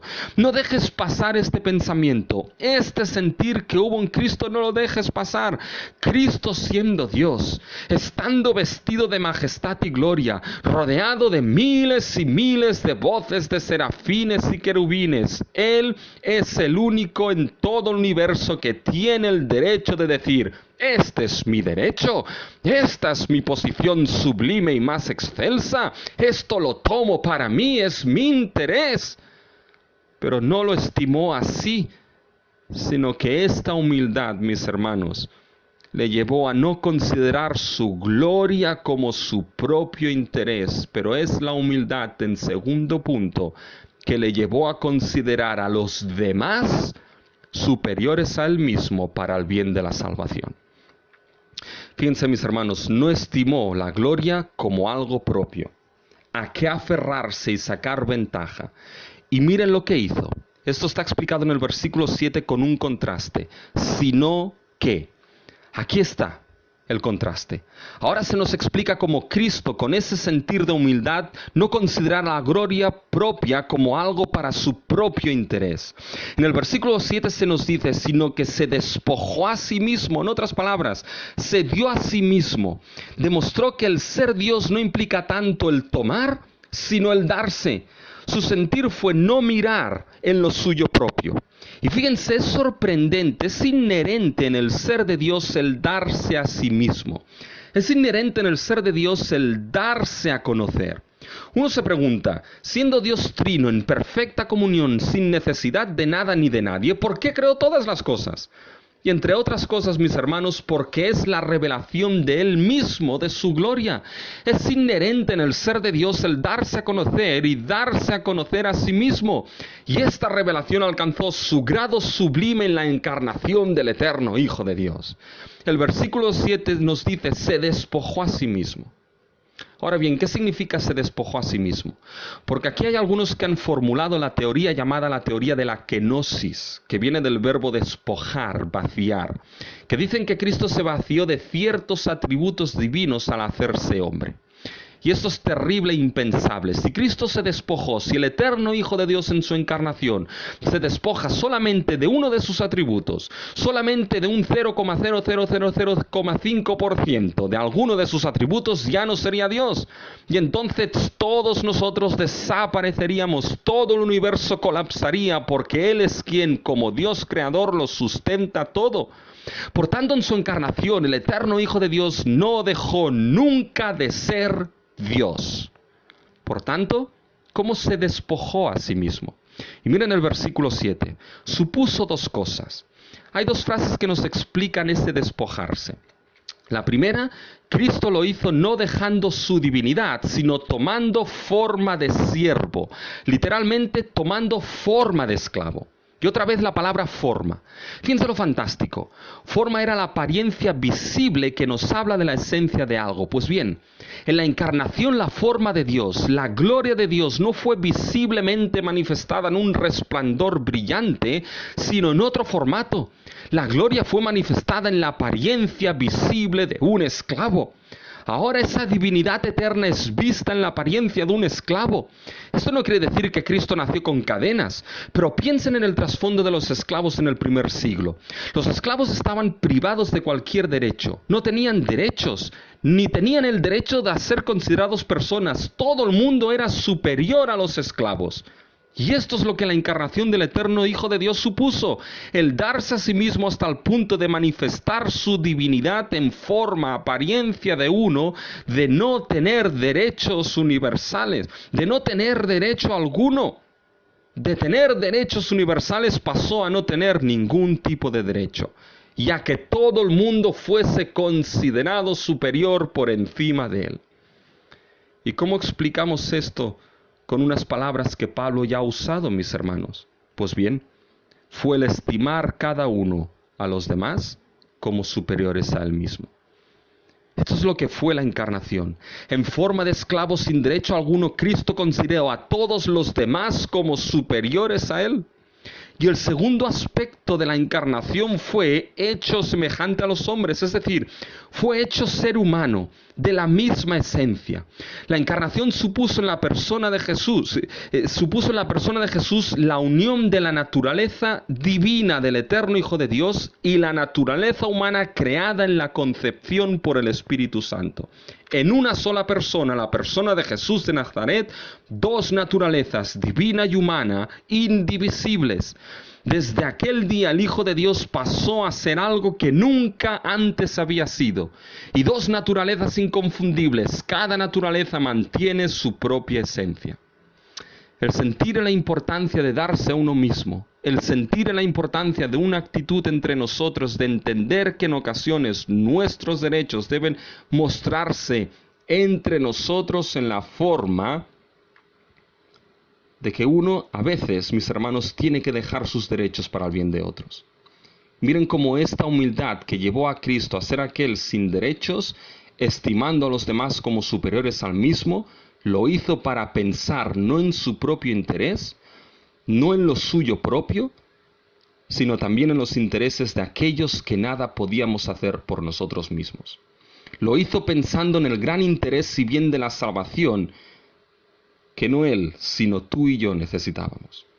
El gran bien e interés del perdón de nuestros pecados, de la reconciliación que necesitábamos con Dios. ¿Y cómo lo hizo? Fíjense en la última acción en el versículo 8. Si sin humildad, mis hermanos, ese darse a sí mismo no hubiese sido posible. Y esta es la acción final del versículo 8. Se humilló a sí mismo. ¿No era suficiente en haber dejado todos sus derechos? ¿Quién de nosotros haría algo así? El darse a sí mismo implicó un acto de humildad obediente. Pero fíjense cómo está explicado. Y estando en la condición de hombre, en realidad Pablo está diciendo, siendo encontrado en la semejanza de hombre, es decir, Cristo fue encontrado, fue visto, fue considerado por otros como ser humano real, ¿ya? La encarnación del Hijo de Dios supuso en él una verdadera humanidad sin pecado, ¿ya? Su humanidad fue real y así lo vieron todos, sin pecado. Siendo un ser humano real sin pecado, se humilló, haciéndose obediente hasta la muerte, y más específico, la muerte de cruz. Fíjense, la manera de la humillación de Cristo fue mediante la obediencia al Padre. El sentir de Cristo no solo fue el darse a sí mismo, sino también hacerlo en obediente humildad al Padre. El orgullo hubiese privado esto. La humildad lo hizo posible, pero no cualquier tipo de humildad, sino la que tiene la obediencia de Dios en primer lugar. En toda acción que el Hijo de Dios realizó, siempre tuvo en primer lugar la voluntad del Padre. Siempre pensó en hacer no lo suyo propio, sino la voluntad del Padre. Y esa obediencia implica que el darse a sí mismos para el bien de otros es humillarse haciéndose obediente para la muerte y muerte de cruz, es decir, la muerte que vino fue dada por la cruz. La humildad de Cristo no puede entenderse sin su muerte y su muerte no puede entenderse sin la cruz, mis hermanos. Cuando se piensa en la muerte de Cristo, no puede sacarse la cruz de la escena por muy terrible que fuese esa cruz. La cruz es la mayor muestra de la humildad del eterno Hijo de Dios. La cruz de Cristo y su sacrificio es la mayor muestra de lo que significa ese sentir de no pensar en lo suyo propio, sino también pensar en lo de los otros. Pensó en nuestro perdón, pensó en nuestra salvación, pensó en nuestra reconciliación con Dios, pensó en la gloria del Padre, pensó en la obediencia al Padre. ¿Se dan cuenta cuál fue el sentir que hubo en Cristo? Déjame que te pregunte algo.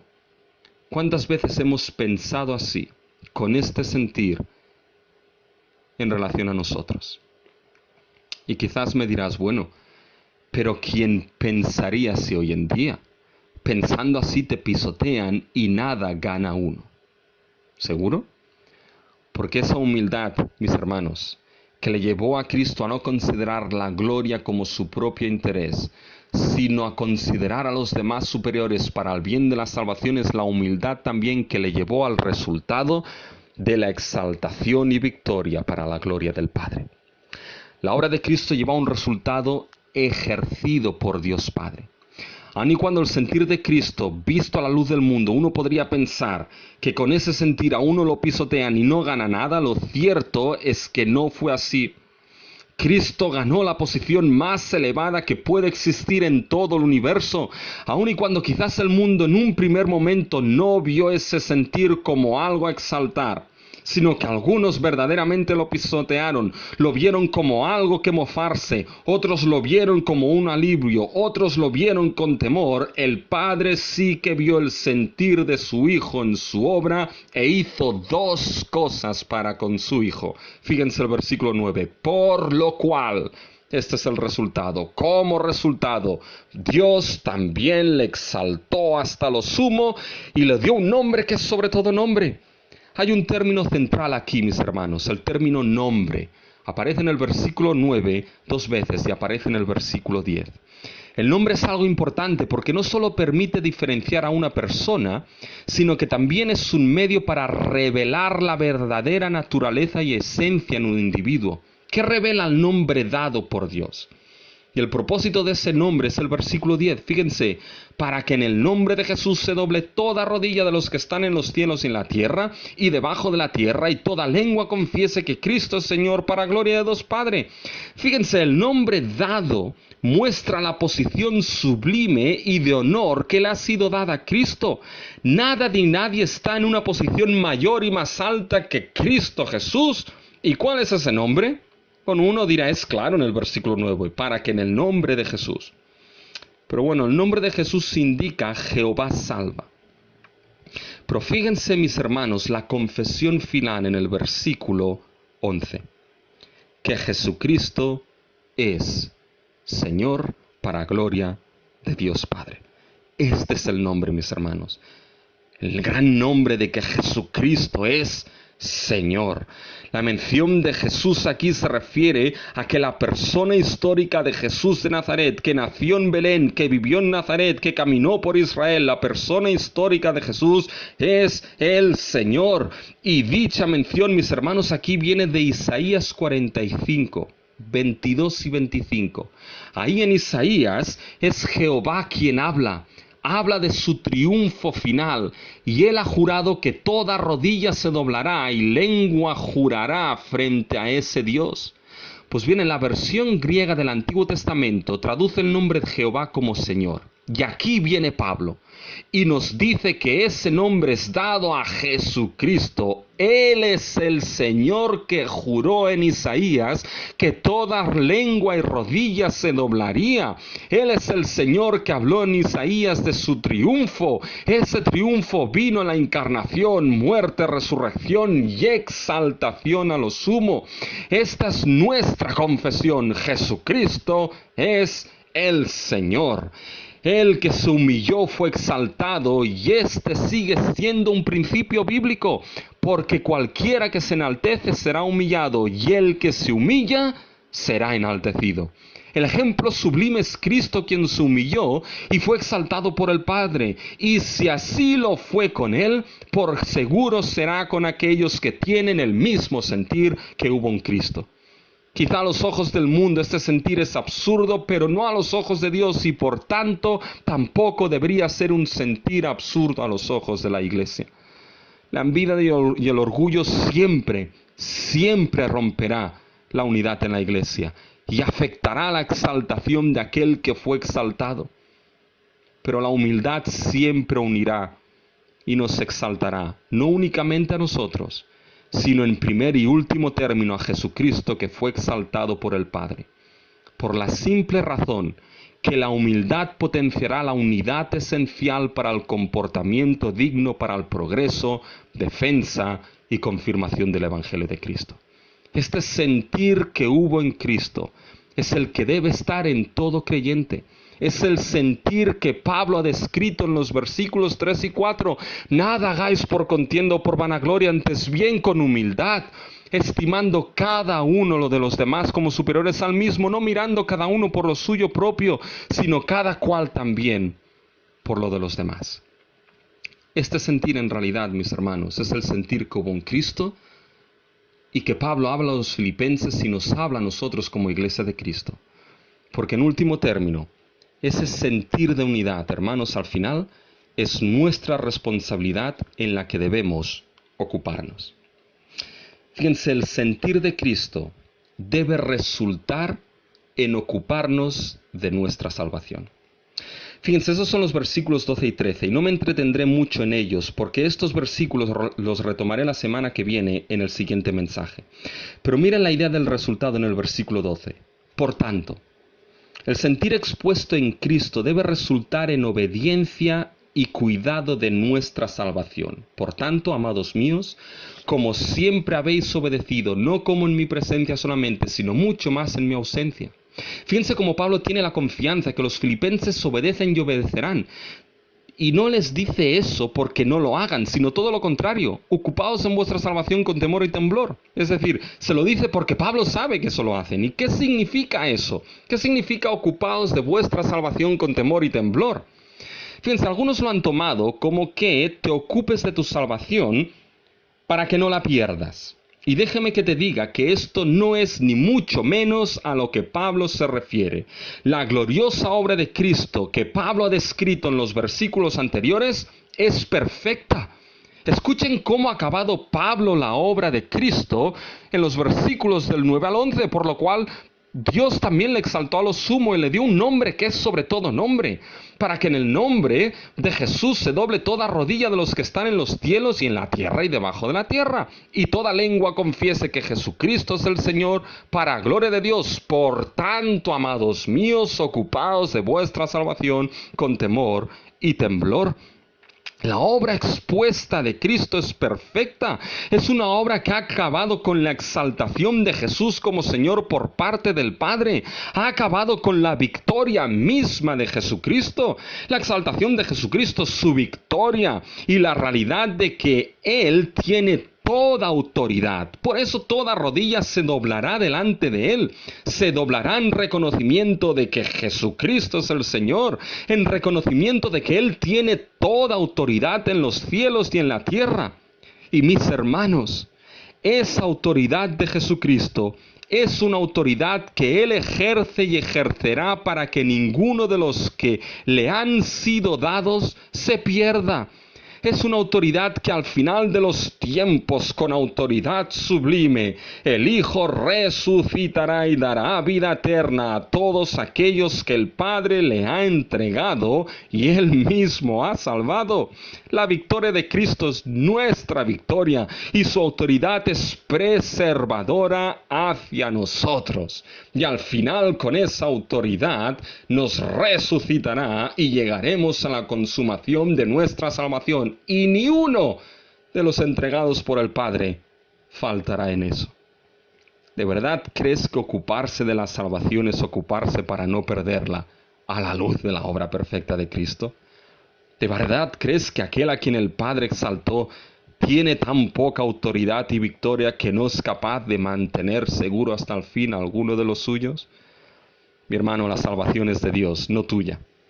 Por lo que nada puedes hacer para ganarla y nada puedes hacer para perderla. Nunca olvides que Jesucristo obró tu salvación. Él te salvó, pero también Él aseguró tu salvación. Él te mantiene y preserva hasta el fin, y gloria a Dios por ello. Por tanto, el ocupaos en vuestra salvación con temor y temblor nada tiene que ver con ocuparse para perder o no la salvación. Ocuparse de nuestra salvación aquí es que haya en nosotros, no en mí personalmente, como una isla aislada en medio del océano. Eso ocupaos es plural.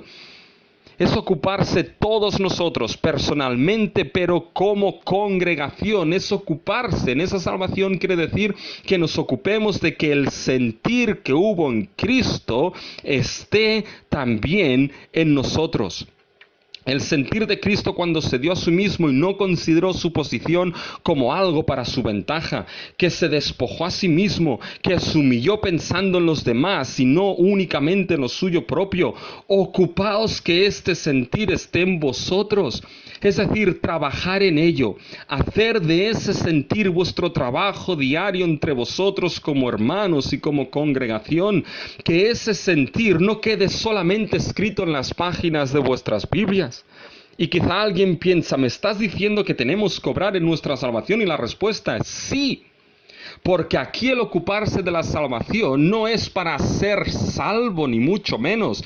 Pablo ya nos ha dicho que Dios empezó la buena obra y la perfeccionará.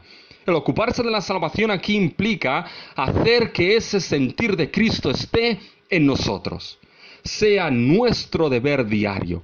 Esto es una de las bendiciones que proviene de nuestra salvación y se llama santificación. Y en ello estamos implicados.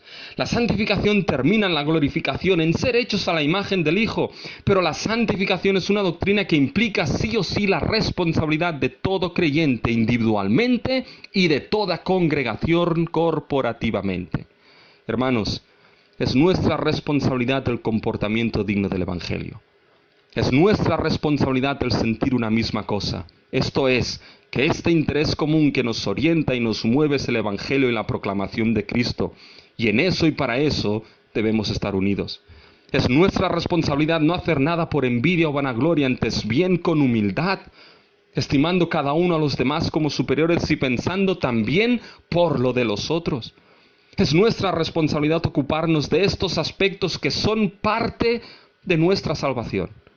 Recuerden cómo ha empezado Pablo. El sentir de unidad surge como resultado de la realidad de la salvación. Es nuestra responsabilidad ocuparnos de nuestra salvación con temor y temblor, y ciertamente esto no es fácil. Sería imposible hacerlo de manera natural. No hay recurso natural en nosotros para poder afrontar una tarea titánica como esta. Pero gracias a Dios que el sentir de Cristo que resulta en ocuparnos en nuestra salvación es el sentir de Cristo que primeramente es la obra de Dios en nosotros. Miren, mis hermanos, el versículo 13. Nos da la razón de por qué los filipenses y de por qué toda iglesia de Cristo puede ocuparse de su salvación con temor y temblor. Versículo 13. Porque Dios es el que en vosotros produce así el querer como el hacer por su buena voluntad. Dios es quien empezó la buena obra, y esa buena obra implica que Dios ha implantado e implanta el querer y el hacer en el creyente por su buena voluntad. Por esta única razón es que podemos entonces ocuparnos de nuestra salvación en el proceso de santificación. La santificación tiene una parte posicional o definitiva, es decir, somos santos, y una parte progresiva. Por la gracia de Dios trabajamos en ella. Podemos, porque la obra primeramente es de Dios en nosotros. Dios trabaja en nosotros y así nosotros podemos ocuparnos de nuestra salvación. Dios nos santifica y nosotros podemos caminar en santificación. Esto es por gracia, gracia y gracia. Sí, grande es la dificultad, pero mayor es el que trabaja en nosotros. ¿Y saben? Creo que esto es por lo que Pablo les puede decir en el versículo 12, amados míos, como siempre habéis obedecido, no como en mi presencia solamente, sino mucho más ahora en mi ausencia. Pablo no hace la obediencia en la congregación contingente a su presencia. No es un apóstol policía, obedecieron en su presencia y mucho más en su ausencia. ¿Cómo puede tener esta confianza y certeza Pablo? Porque Dios es el que produce en sus hijos tanto el querer como el hacer por su buena voluntad. Porque está persuadido de esto, que el que empezó en vosotros la buena obra la perfeccionará hasta el día de Jesucristo. Si eres salvo por la gracia de Dios, esa salvación es la fuente de la cual brota la gracia de Dios en tu vida, en nuestra vida, el obrar de Dios en tu vida y en nuestra vida para que nos ocupemos como creyentes y como congregación de esta salvación tan grande, de este sentir de Cristo Jesús en nosotros. Fíjense, mis hermanos, como Pablo cierra de manera perfecta su argumento. En realidad todo fluye de la salvación que nos ha sido dada, de la buena obra empezada en nosotros. Siendo así, mis hermanos, para concluir, siendo así, mis hermanos amados, simplemente déjenme que concluya diciéndoles como Pablo les dijo a los filipenses. Por tanto, ya que hay consolación en Cristo, ya que hay consuelo de amor, ya que hay comunión en el Espíritu, ya que hay afecto entrañable y misericordia, completad mi gozo, sintiendo lo mismo, teniendo el mismo amor, unánimes, sintiendo una misma cosa. Nada hagáis por contienda o por vanagloria, antes bien con humildad, estimando cada uno a los demás como superiores al mismo, no mirando cada uno por lo suyo propio, sino cada cual también por lo de los otros. Haya pues en vosotros este sentir que hubo también en Cristo Jesús, y la gracia de Dios nos sea suficiente para ello.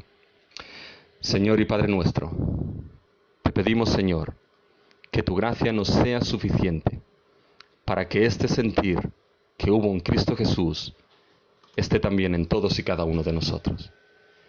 Y Señor, sabemos sinceramente que está en nosotros porque tú has empezado la buena obra. Así que ya que tú, Señor, has puesto tanto el querer como el hacer en nosotros por tu buena voluntad, Señor, ayúdanos. Ayúdanos, Señor, de que podamos ocuparnos de nuestra salvación con temor y temblor. En el nombre de Cristo Jesús. Amén.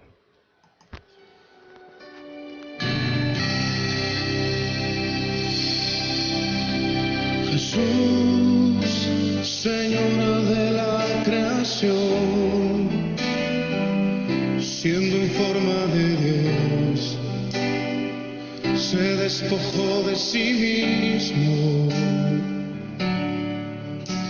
tomó la semejanza del hombre y siendo puro y sin mancha, entre nosotros vivió, y asimismo se humilló, tomando forma de siervo, hasta su vida entregar, y en una cruz terminar. Mas Dios a lo sumo lo exaltó, y su nombre engrandeció, para que ante su autoridad toda rodilla se doble, y toda lengua confiese que Jesús es el Señor.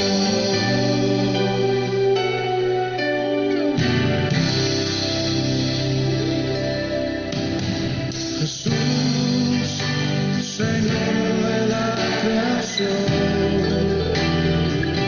siendo en forma de Dios, se despojó de sí mismo, y él tomó la semejanza del hombre, y siendo puro y sin mancha, entre nosotros vivió.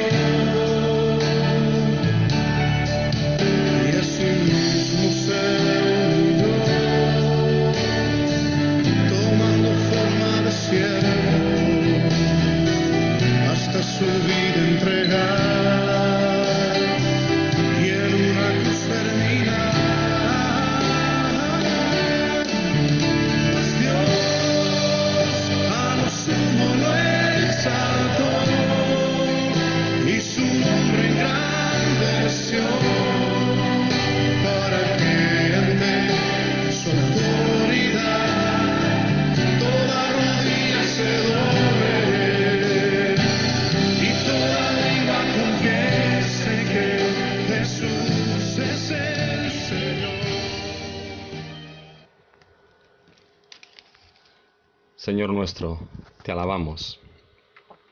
Oh Padre, te damos las gracias porque tú exaltaste a tu Hijo a lo sumo y le diste un nombre que es sobre todo nombre. Jesucristo es el Señor, delante del cual toda rodilla se doblará. Pero gracias te damos porque en tu gracia, Señor, pudimos doblar, Señor, nuestras rodillas a Cristo, reconociéndolo como Señor, nuestro Rey y nuestro Salvador. Señor, te pedimos, Padre Celestial, que este sentir como en Cristo esté en nosotros. Señor, por tu gracia ayúdanos, para que seamos una iglesia donde ese sentir de unidad, a través de la humildad, vista de una manera perfecta y sublime en Cristo Jesús, esté en nosotros, Padre Celestial. Y ahora te pedimos, Señor, que podamos crecer en la gracia y en el conocimiento de nuestro Señor y Salvador Jesucristo, a quien sea la gloria ahora y hasta el día de la eternidad. Amén. Bien, mis hermanos, llegamos al final de nuestro culto.